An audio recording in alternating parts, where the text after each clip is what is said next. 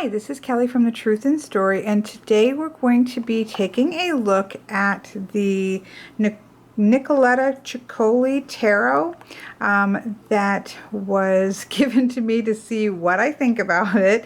I did say I wasn't sure what I was going to think, and she said that was fine. Just pass it along to the next person if it doesn't work for me. Like I said in sort of my mail ramble unboxing, I have seen images before, certainly this image here, this one you see. I don't think I've seen that one, but I've seen images all about. I've seen probably even some reviews, but I've never paid real close attention to it because I'm just not fond of creepy children, and it had that kind of creepy children feel to it. But I'm going to take a look at it and see what we think. So I'm going to do this first impressions because I haven't really seen a lot. This is a low Scarabeo deck. I don't see, let me see if I can see the date. 2014, so I guess this came out obviously in 2014. Low Scarabea, and the instructions are by Linnea Weatherstone. She has definitely shown up in a lot of my decks recently, and I like her instructions, although I will say this is really a little white book. There's about 19 pages of English, so we have a very short aspect of each, which has sort of what it is, and then it has a key concept, and so it's quite short. The rest is in different languages. There's not really any spreads, although there's an image of two cards, but it's not really, I wouldn't, it's just two images sitting there. It doesn't talk about it at all, so I don't even, what is that? That's a little ridiculous. Just don't put a spread in there. But let's just read this quick little thing here. In the ethereal world of dreams, everything we know in waking life can be turned upside down. Fish can fly, food can talk, toys come alive and offer messages and portents. This is the dreamlike world you'll find in the art of Nicoletta Ceccoli. If I'm saying that wrong, I do apologize. It is also the world of the tarot. When you read a tarot card, you set sail from the shore of logic into the sea of intuition and interpretation. There are traditional meanings assigned to tarot cards, but it is the individual's inner sight that brings true understanding. The Ceccoli Tarot offers layer upon layer of moods and symbology, innocence, malevolence, humor, sensuality, and above all, imagination. And I do think that's one of the issues that I feel like with this deck that makes it an uncomfortable deck. I won't know this till we look through the cards. But the idea of sensuality when we have what appears to be a child in all of the images is disconcerting. And I don't know, again, I haven't looked closely at all these, so I don't know, how far that goes. And even the idea of malevolence in children, although there are malevolent children sometimes, but there is that sense of uncomfortableness, which again, I don't think is always a bad thing. That I think that sometimes uncomfortable things make us think a little bit deeper, make us dig down a little bit deeper, but there is also a level of uncomfortableness that means that you really aren't going to be able to work with something. If something really just kind of hits buttons, or just you're too caught up in that uncomfortableness to dig deeper, then I just don't think it's, it's time for that to move on to something else, somebody else, because it just may not be for you. It's not something you may be able to get around. So again, we'll see what we see when we come with this, or come see the different cards. But that's part of the issue that I think, again, it's the creepy child factor, or that malevolent child, which can be kind of disconcerting. But then there are some aspects of, because this does, again, it look like a young girl, and if there are sensual aspects to it, that can be very disconcerting. So we will see what we have to see. But the artwork is stunning. I want to say that she's an illustrator, and I should have probably looked that up, but I want to say that she's an illustrator, and I'm also not 100% sure.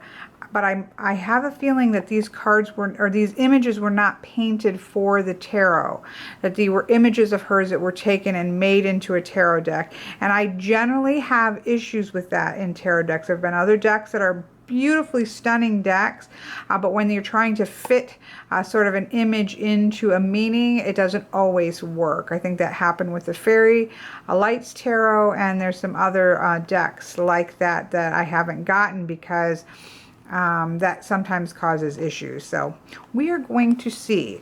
I will say that the backings are stunning. They're like these green holly. Obviously you have the red berries, and there's this beautiful thin red border that's going around it. It really is, I don't know, I don't think that's gonna focus in, but it really is an absolutely stunning backing. So we have obviously the back there. We have the kind of the title card, Nicoletta Ceccoli Tarot, Lo Scarabeo, and then we have the typical sort of advertisement for Tarosophy that seems to come with Lo Scarabeo decks. The size of it is quite nice, actually. It feels very nice in hand. It's I like this size. It's a typical Lo Scarabeo feeling. I don't want to shift through that like that because you're going to see the different cards.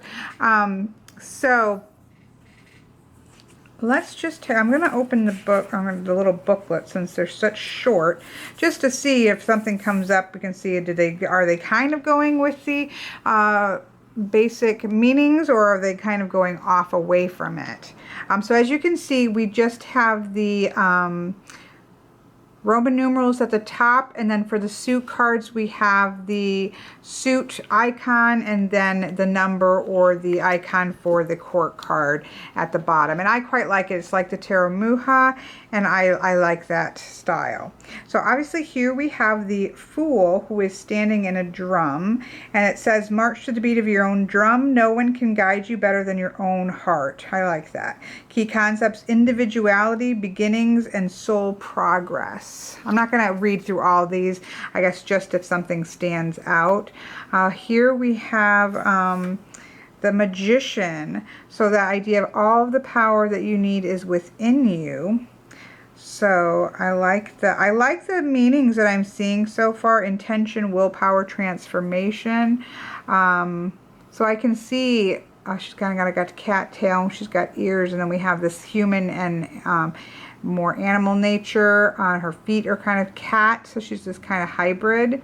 It's interesting. We do have a bird cage here, which I'm not sure about that. So here we have the Magician. The High Priestess I have seen before. This is stunning.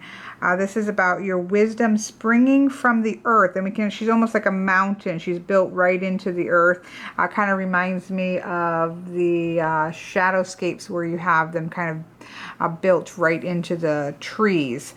So you have that solidness. That I think this is quite beautiful. Trust what you know to be true.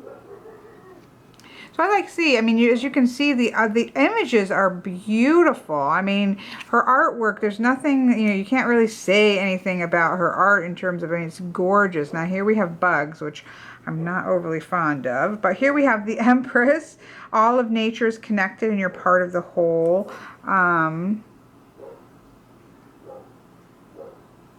That's beautiful. Here we obviously have the Emperor, which looks like a little Napoleon. I thought that all of the images had the same girl, and I'm sorry, I know you can hear my neighbor's dog. The power is yours to command. We kind of have that little Napoleon guy.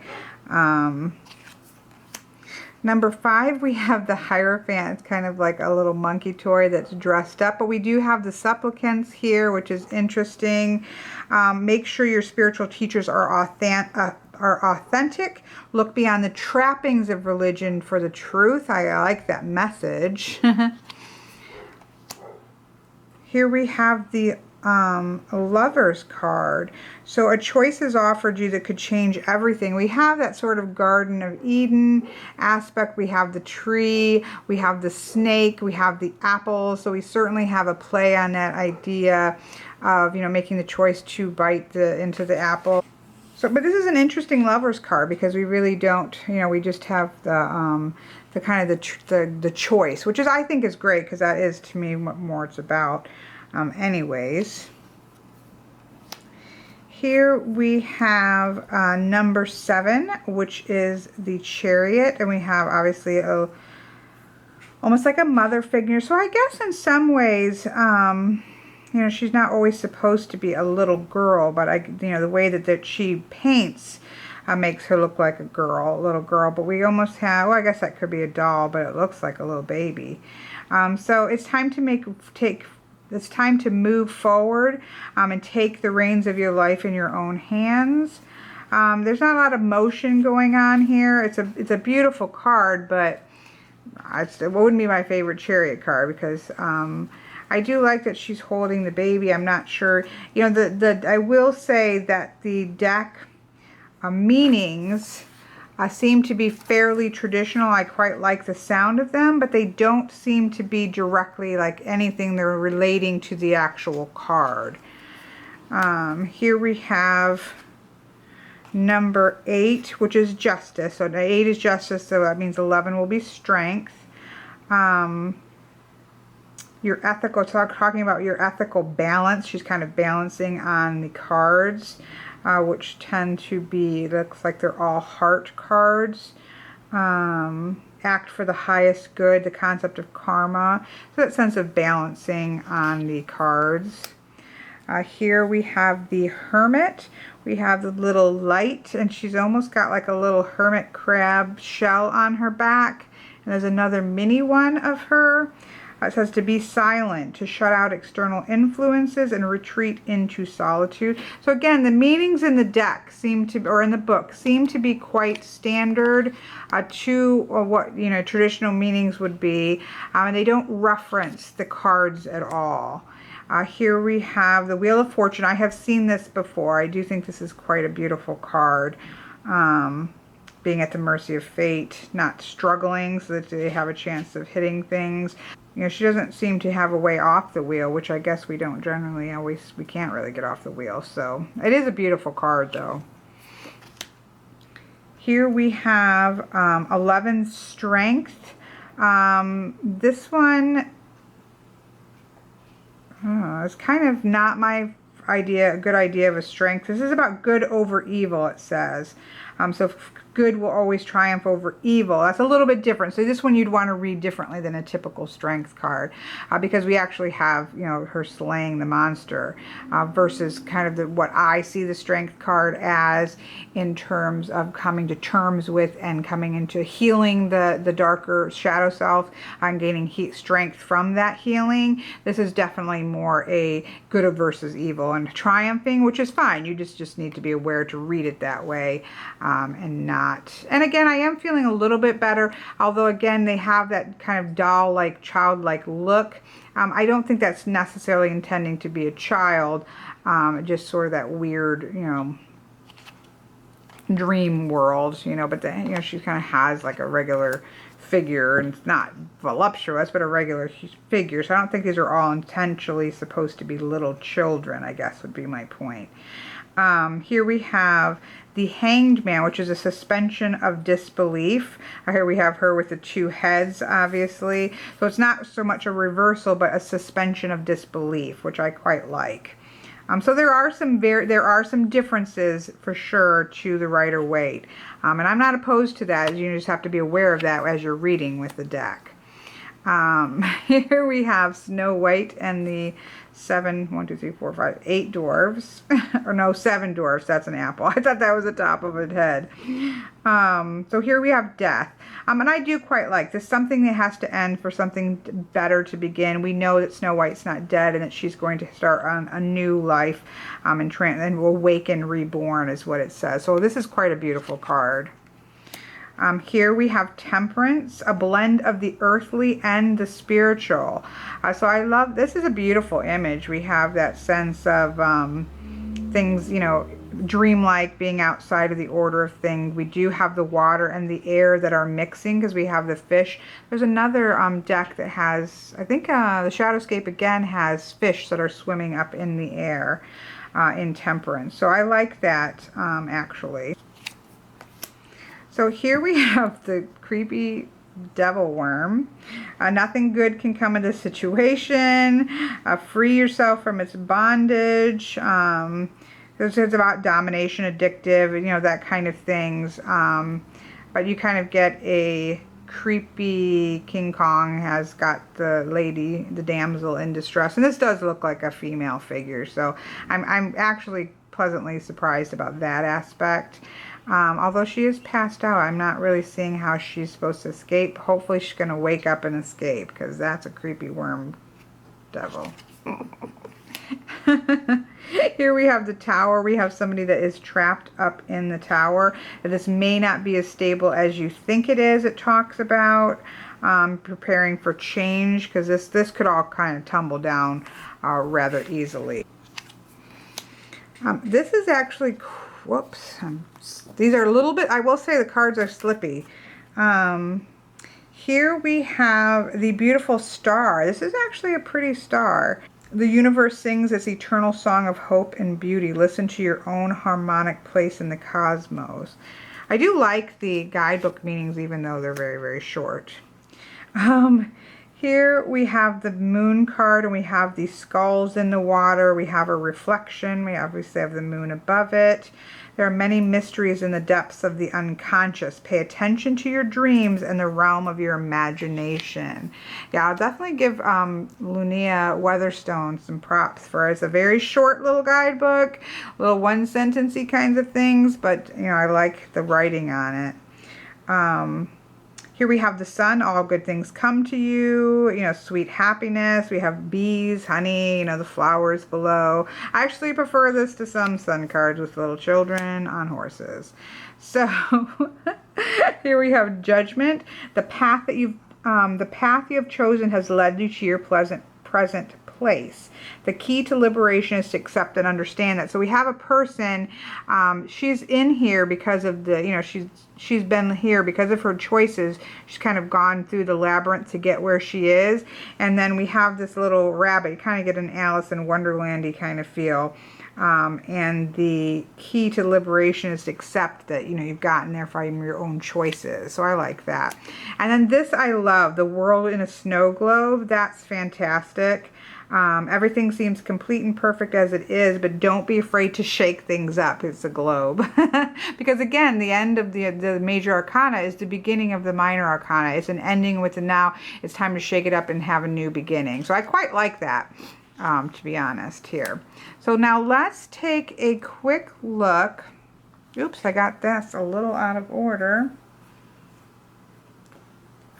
because I was trying carefully to not see them. Okay, so you know how I like to look at the aces. So let's go ahead and take the aces out. Or not, you know, split them up so we can see them.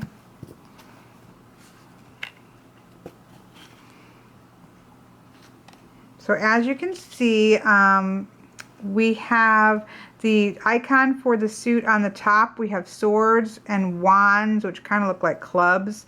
And we have discs, which are pentacles. And then we have cups for cups. So we have them all here. We have some creepy cups stuff going on in the Ace of Cups. And yeah. So let's go ahead and look at the swords, because that's my favorite suit. And here we have the Ace of Swords. See, this is one that I just kind of feel like, let me find the swords. I feel like it was just an image that really wasn't made for the Ace of Swords. So happiness is won at the cost of another's misery is not worth the price. So definitely some different ideas. So we have this little sad sucker here that's getting eaten, and so her happiness and her candy is at the price of this object's misery. And so it said to consider them and consider any new opportunities and make sure there's no potential for harm. So I like, again, the meaning, not traditional. I like the meaning. It's interesting, but you definitely, I think, want to pay attention to not assume the meanings for these cards. Here we have the Two of Swords, which I love, that idea of balance. Proceed slowly and with caution. Here we have the Three of Swords. Obviously, we have the heartbreak here. Things aren't going well, sorrow, all that kind of, that's quite, you know, poignant. Here we have the Four of Swords, which is to quiet your whirling mind and take a rest. So if we have all this stuff swirling about in her head and she needs to take a rest, it's nap time for this little queen. Oh my goodness. Here's number Five of Swords. The situation is not winnable. Somebody's not playing fair. Retreat so that you can live to fight another day. This little radish needs to retreat, I think. Here we have the Six of Swords, which is again normally that sort of escaping, although this looks a little Lady of Shalott because it doesn't look like she is alive. And we have the bunny who's, you know, making the escape, has a tear on his eye. So when something has failed or been defeated, it's time to recover. So, you know, get away so that you can heal. So she isn't dead. She's just needing to get away to heal. Maybe he's taking her to Avalon. Here we have the Seven of Swords, which is, you know, kind of cheating. He looks like maybe he's going to come out and snag her balloon. She needs to be careful. So we have that sense there. Okay, so here we have number 8 of Swords, which I quite love. I mean, look, she looks so, you know, has that fear, but we don't see anything around her that could be causing her to be afraid. And so we do have that sense of just kind of being afraid of the dark sort of thing. And this is about uncertainty and suspicion rob you of your independence, making you feel trapped, even though there's really nothing there that's causing you to be afraid. Then we have the Nine of Swords, where these two actually have something to be afraid of. They have a giant bunny that is pretty scary. So this is your nightmares are creeping through into your waking world and your fears are justified. But somehow you got to shrink them back down. You've got to kind of come up out of the dream so that you can shrink, even if they're real fears and justified fears. We have to bring them down to, you know, the size of an actual stuffed animal so that we can deal with them. Here we have a rather disturbing Ten of Swords, where we have the situation is ruined and it's time to cut your losses. So this is the end of a bad time, the release of failure. Kind of it's time to move on, but yeah, that's not good, is it, whatsoever? We have her kind of as the cake person. Grieve for what might have been, but don't stay in that dark place long. Gather your courage and begin again. She just needs to cut it off, have a shorter dress, and she'll be all set. That's slightly disturbing in a pretty kind of cool way, I will say. This is quite lovely. This is the Knight. Actually, no, I'm sorry. This is like the Page or the Knave of Swords. Now they have them, I think, separately. The Knights. Yes, they have all the knaves together, and the book, all the knights together, queens and kings all together instead of with the suits, which I don't particularly like. But here, it does let us know that it can be a young person, a new perspective. This is one who has an inquiring mind and always seeking to know more. Here we have the actual Knight of Swords, and we have, I guess they're all on some type of chariot, and so, or vehicle, or, I mean, horse or something like that, like knights should be. And here she is on an origami bird. I think that's quite awesome, to be honest. And then we have the Queen of Swords, who has eaten the eyeball out of this. One who wields quiet power behind the scenes and may be more dangerous than they're perceived. So if you really look at this, you see a little girl eating her cake. But then when you really look, she's kind of eating the eyeball out of the cake. So she may be more dangerous than you think. Beware of little children with bloody knives. Here we have the King of Swords. I quite love this card, to be honest. Look at all the writing and the papers. Let's see what they say here. One who plans and strategizes before acting. She's kind of writing things out, and there's like a horse back here with more, all the stuff that she's writing. I do think that's quite a stunning card. So that is the Knights. Here we have the Wands, and we have sort of a salamander, which you kind of think of a fire salamander with wands. We also have that sort of holly that's on the back of the card.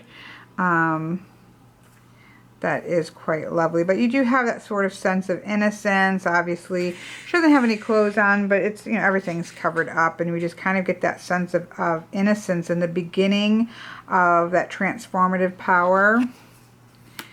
Here we have the Two of Wands, which is actually quite awesome. Illusion or enchantment may be keeping you from from reaching your success. So she's kind of looking in the mirror, and the idea of, you know, maybe getting trapped by looking in the mirror, and so they're trapped by the illusions instead of actually getting out there and doing something. This is the Three of Wands, which is assessing your losses and gains now. So, you know, obviously the tree is bare of things, so you kind of have to assess that. And so you may need to change your goals to align with the new information. It's now coming on winter season, so you need to change perhaps how you're going to go about things. Here we have the Four of Wands, and it's saying to move quickly through your present circumstances. It's moving towards success, but you're not quite near that. So we have her running through lollipops. So that, I mean, that makes sense. With these I would definitely say this is one that you're either going to need to just read intuitively, which just seems to be quite easy to do, or, you know, kind of really kind of get to know the meanings in the book. I wouldn't accept that it's just going to easily be like Rider-Waite-Smith, which is fine. I don't think a deck all needs to be. This says to be calm in the face of perceived obstacles. You're not really seriously being threatened. And it says to find ways to placate your possible foes. So she's kind of giving them apples or pomegranates. To give them instead, but staying calm in that situation. Here we have the Six of Wands. You're on top of the world. Your spirits are high. I will say, you know, she doesn't look like she's on top of the world. Like, she looks kind of sad. So I don't think you get that energy. But, you know, she is high up there. He's kind of putting his head up in salute. She has a crown on her head, so there's a sense of achievement, but I don't think her facial expression quite it shows that. Then we have a very creepy Seven of Wands. Some mistakes need to be atoned for and situations set right. Make sure that the punishment fits the crime and don't hold a grudge. So this is about apology, atonement, and negotiating agreements. Yeah. Which I guess I would say in this situation, this, you know, punishment doesn't meet the circumstances, and you need to kind of rethink that maybe you're, you know, holding a grudge against somebody when you shouldn't be. Here we have the Eight of Wands. Messages of light and hope are coming to you from many different sources. So we have kind of all these almost like lightning bugs, and they're kind of going to give her hope, although it looks like she doesn't have any arms. I can't tell. I can't tell. Nine of Wands. We have all the power you need will be at your disposal when the time is right. So just relax and trust that you'll know when to act. She looks like she's relaxing. Here we have the Ten of Wands. The energy in the situation is oppressive and overwhelming. Too many tasks, too many things to do. We have all these fruits and things, and she's out walking the bug. I don't know about this so much. This is pretty cool looking. Here we have the Page of Wands. The Knight of Wands.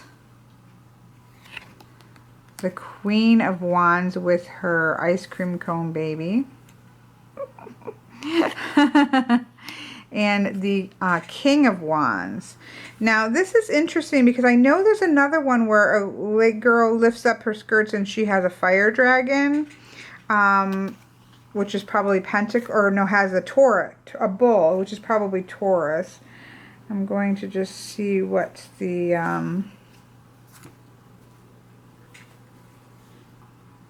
yeah, the King of Swords is not lifting up her skirts. Well, we do have a horse kind of running behind, but she's not lifting. I wondered if they were all that way, but no. But, you know, fire is energy, although it's threatening, probably protecting her, I guess. But let's just see. I wasn't going to look it up because they're not in order, which drives me nuts. So the Kings of Wands, one who dominates any situation through a force of leadership, needs to keep control on anger and impulsiveness. She does look a little bit angry. A little too much fire energy in the King, perhaps. So here we have the discs or pentacles, and we have this kind of gourd-shaped girl here with birds coming out. I actually do quite like that, kind of the potential and things are coming out from there, growing out. We have the Two of Discs, who is juggling lots of fruit with her floating head. The Three of Pentacles, very Alice in Wonderland-y. I'm saying pentacles, but I actually think that it's discs. I'm looking, cups, discs, yes. Don't try to do everything on your own. So it's kind of that little, that caterpillar that's in Alice in Wonderland, kind of taking advice from somebody. Here we have the Four of Discs. Possessions don't always bring you contentment. She has this whole castle and this whole very cool city, but she still looks very discontented. Stuff isn't enough. This is a beautiful image. Here we have the Five of Discs. Loneliness makes it hard to see your way out of the darkness. I will say that a lot of these images are very poignant. I mean, there is a quality about them that I think does reach out and kind of touch your kind of core self. I can see where people would be quite attracted to this deck for certain things. You have more than enough resources. So see, she has all these mice. So you need to offer some of your prosperity to others. She's a cat and has all these mice, so she's got lots of stuff she needs to share. Here is the Spider Woman, Seven of Discs. Create something you can be proud of. So she can be like a web. You think about a spider creating something. Hold true to your vision.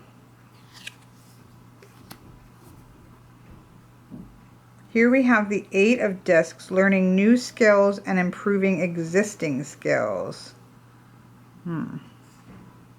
Apprenticeship, training. I guess she's training. She's like a teacher, and she's training this little bug. Here we have a long-necked girl. The simple pleasures of home life will give you the greatest satisfaction, contentment, animal companions, and shelter. Animals do give you lots of contentment. The Ten of Discs is about breaking through limitations. See, I actually quite like that. You've got, you know, going around on the merry-go-round, but she's breaking off from there and going her own path. So I like that. This is quite beautiful. This is the Page of Discs. So you kind of sense of her growing, this new possibility. Literally, this ballerina is growing into being. The Knight of Discs. He's lost his eye. That's kind of disturbing. I'm trying to see. Knight of Discs. One who fights against injustice and protects the... So she's fighting for him. And you even have this sign that says, hate me. And she's kind of fighting against that. So she's fighting injustices. Here we have the Queen of Discs. And that's quite interesting because you think about the Queen of Pentacles as sort of having abundance, and so she has all this abundance of candy and ice cream, and so she has plenty to give away to other people, I guess. And then here we have the King of Pentacles, where we have sort of the Taurus and that earth energy, which I think is pretty cool, and sort of that controlled, I'm looking to see what they say here. Practical solutions, personal power. Yeah, I mean, we definitely get that with the bull sense. But that was kind of like that one that we saw. Yeah, kind of similar to the King of Wands. It would be kind of cool if all the kings would have been like that, but with, you know, like creatures of their own suit. Oops, so that was, wait, we didn't do... I got them mixed it up. Okay, there we go. Sorry. We have, lastly, we have the cups. These are very slidey, I will say.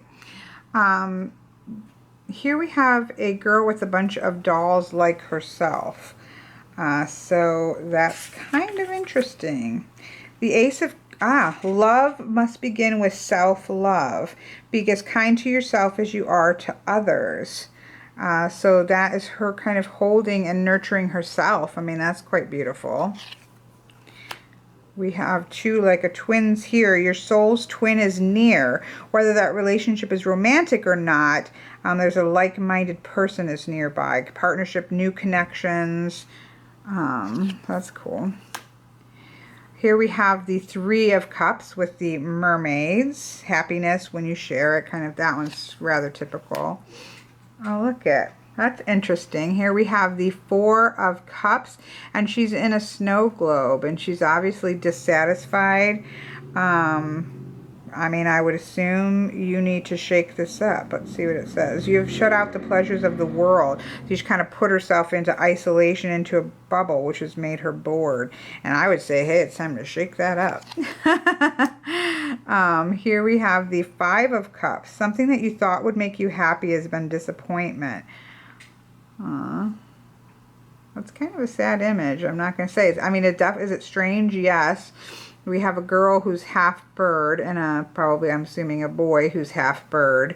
Their halves are kind of swapped. But so there's definitely a sadness to that image. I have to say, I don't see so much frustration, but I definitely see heartache. Here we have the Six of Cups. Look into your deepest memories to remember who you are. It's kind of looking into a clock, or like a pocket watch, or even a mirror, like a little mirror. It's kind of look back and remember who you were. That's kind of interesting.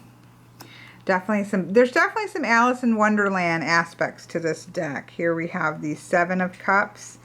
Too many choices, so we have all these holes with all these rabbits. And so it kind of makes it so you're not doing anything because there's too many conflicting things and your energy gets scattered amongst all those holes. I actually quite like this. I've seen this. This is the Eight of Cups. Emotional upset, inner turmoil. We have all these blackbirds kind of flying around in a cage, so you get that sense of inner turmoil. Here we have the Nine of Cups. Whatever can delight you, whatever delights you can imagine can be yours if you believe. Material well-being, hopes fulfilled. She's, you know, got her cupcakes. She's got her gingerbread man. She's got her bubble bath and a soup bowl. All is well. Here we have the Ten of Cups, that your allies and companions will see you through. It's a lot of kind of looks like she's going through a dangerous area, but she's got her friends with her. Here we have the beautiful Page of Cups. The Knight of Cups on the rocking horse. You know, they've definitely kept the knights as being sort of action, which I quite like. The beautiful Queen of Cups. I love that card. And then this one I like as well. Here we have the King of Cups. And he is sort of, you know, he's got all this control. He's controlling the waters. Her dress is turned into waters. So I quite like this. One who controls emotions, knows how to use relationships in order to get things done. So she's kind of pulling on her skirts and kind of keeping maybe the ship away from the sea monsters. I do quite like that. So that was it's quite interesting. I have to say that it's less provocative than I thought. I don't mean provocative in the sense of sexually provocative, but just provocative in terms of kind of towing the line of things, less more than I think. There's a couple cards that are disturbing, but that's really the case in a lot of tarot decks. Certainly 10 of Wands, 10 of Swords are generally kind of strange. So yeah, that's to be expected. And I think that, again, the things that can be, it's okay for things to be disturbing because it makes us stop and think. I didn't get the sense of sensuality that I was concerned would be there with like childlike figures. So, I mean, could you dig deep and try to pull that out? Probably so, but then I think you're going looking for something. So I really didn't get that aspect with it. It's actually surprisingly less of conflicting than I thought that it would be. Some of them are quite intriguing, and I definitely feel like they evoke a response. The cardstock is actually really lovely, I think, especially for low Scarabeo deck. It feels nice and sturdy. Again, I think everything has been tastefully done from the back with the thin border, these tiny borders within here with the little kind of scroll work that you have. I think it's quite beautifully put together just in terms of aesthetics that I think is very appealing with it. I mean, there's so much about the inner child and sort of tapping into sort of these deep layers inside of us that evokes so much, I think. There's just so many things that get pulled to the forward that I could just, I could see how these cards could really evoke stuff. I think that, you're best not to just expect this to act like a Rider-Waite-Smith. There are some cards that you can see how they tie in, but I don't think that the intention is to be a Rider-Waite-Smith clone at all. You're definitely probably either going to need to just go straight off it intuitively or work a bit with the guidebook, because it does tend to make sense with the guidebook meanings for the most part. There were a couple that were, I don't know, but I have, I have to sit there and look at them a lot better, but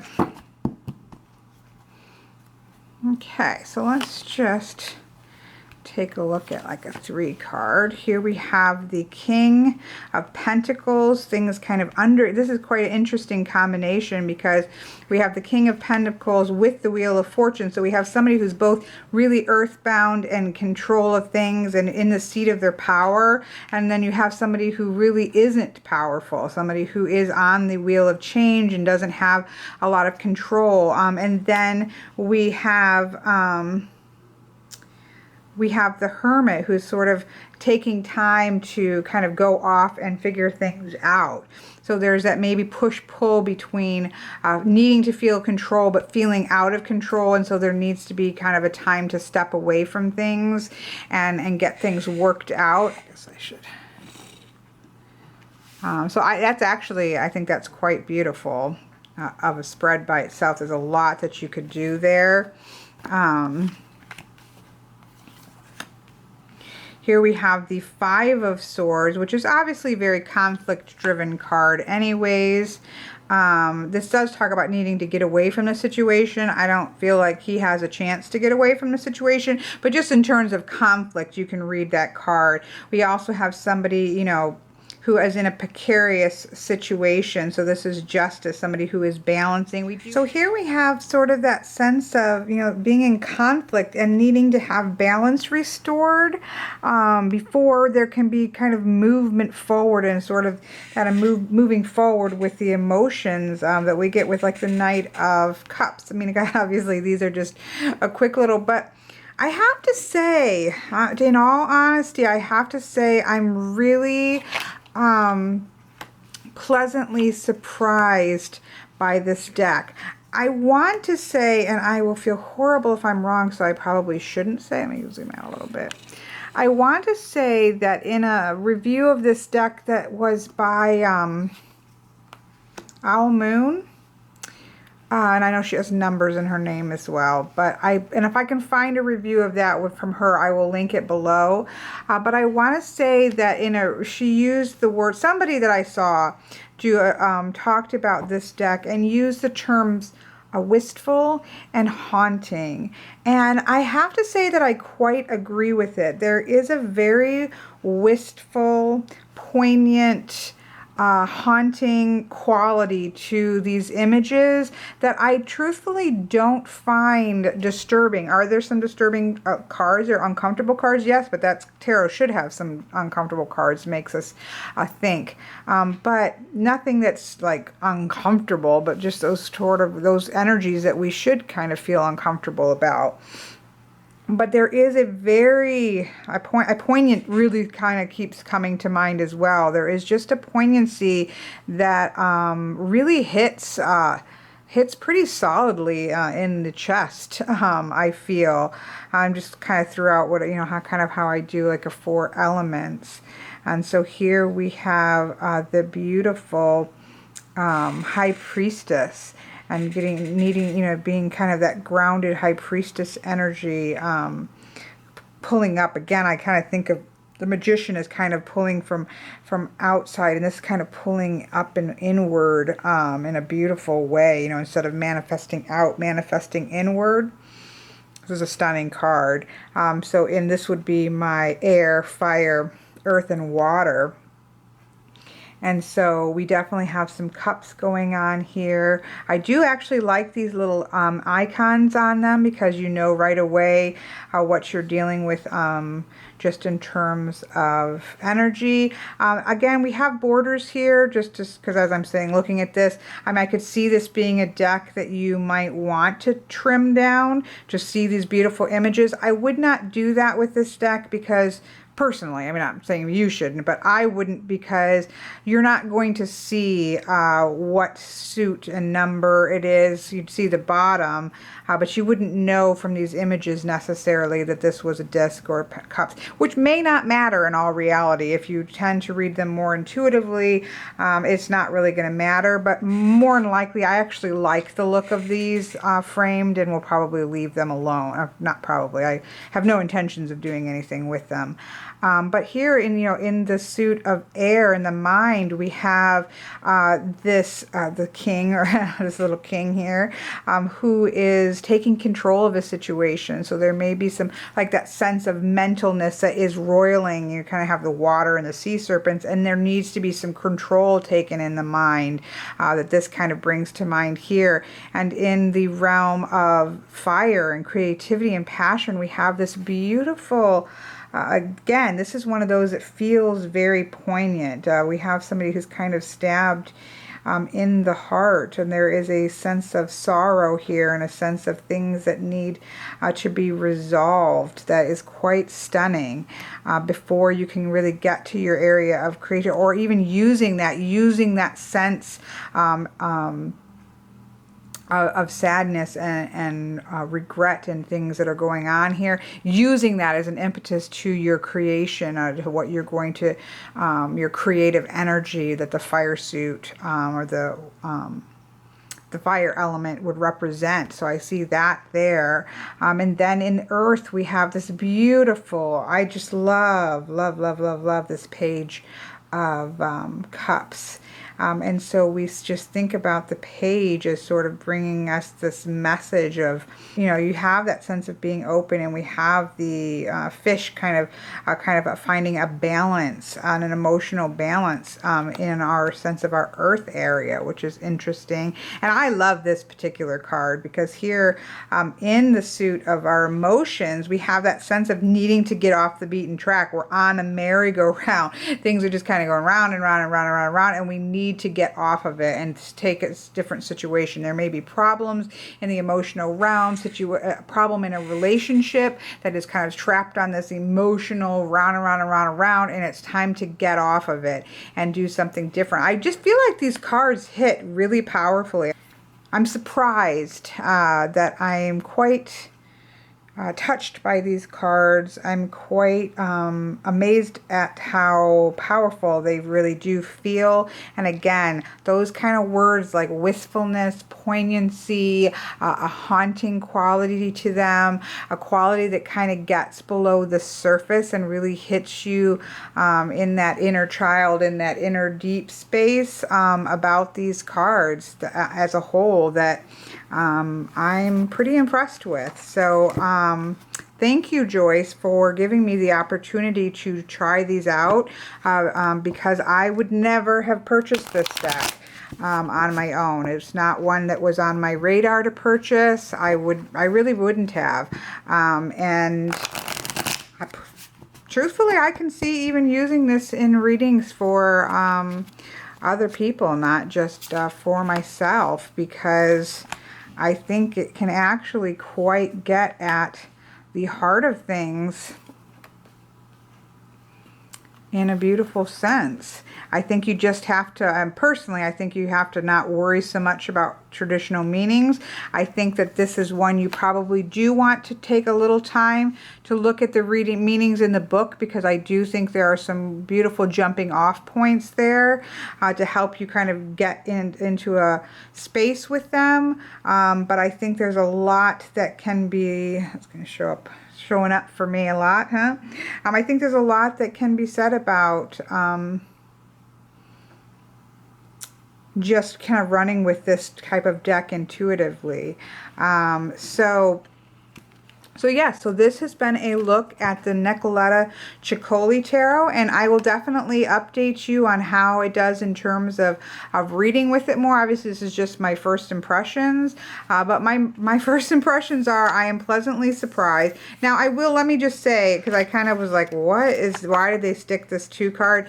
In the back of the little section in English, there is a little bit about the 2 card reading and a sample reading, so it does have that, but but yeah, pleasantly surprised, very pleasantly surprised, very powerful feeling with this particular deck, and truthfully, this is not something I would have guessed, because this isn't, again, a deck I really would have bought myself, but I'm quite pleased with it.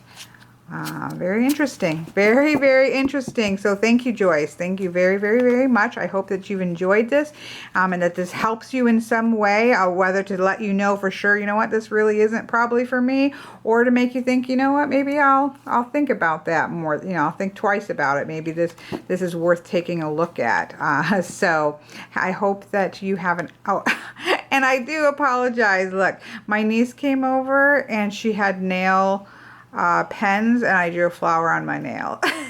So that's been there this whole time, but oh well. Have a lovely night.